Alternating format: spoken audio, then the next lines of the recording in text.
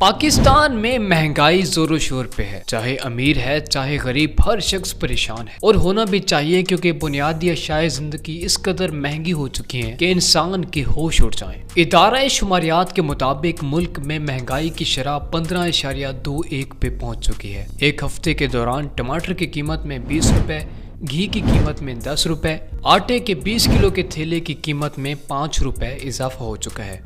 चीनी की कीमत 110 रुपए से बढ़कर 150 रुपए फी किलो और एलपीजी के घरेलू सिलेंडर की कीमत में 72 रुपए इजाफा हो चुका है और पेट्रोल की कीमत 147 रुपए फी लीटर तक पहुंच चुकी है। याद रहे कि ये आदाद शुमार सिर्फ एक हफ्ते के हैं, जो कि ऑफिशियली तौर पे अदारा शुमारियात ने बताए हैं। इस महंगाई में गरीब का चूल्हा जलना बहुत मुश्किल हो चुका है। हालात कुछ इस तरह बन चुके हैं कि अगर आप घर से 1000 रुपये लेकर निकलेंगे तो शायद ही आपका राशन पूरा हो सके, क्योंकि घी, चीनी, आटे, पत्ती और कुकिंग ऑयल की कीमतों में इस कदर इजाफा हो चुका है कि एक आम शहरी जिसकी तनख्वाह 18,000 रुपये है, उसकी पहुंच से बाहर है। रियासत मदीना के अमीर से एक मासूमाना सवाल करना चाहूँगा।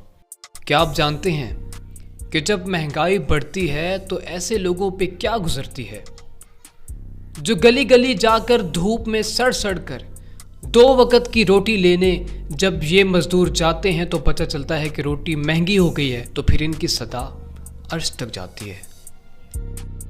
बेशक आप ईमानदार हैं, आप नेटर हैं, आप बेपाक हैं, आप करप्शन नहीं करेंगे, आपकी जायदादें नहीं हैं, लेकिन खुदारा इस कौम के बारे में भी सोचें।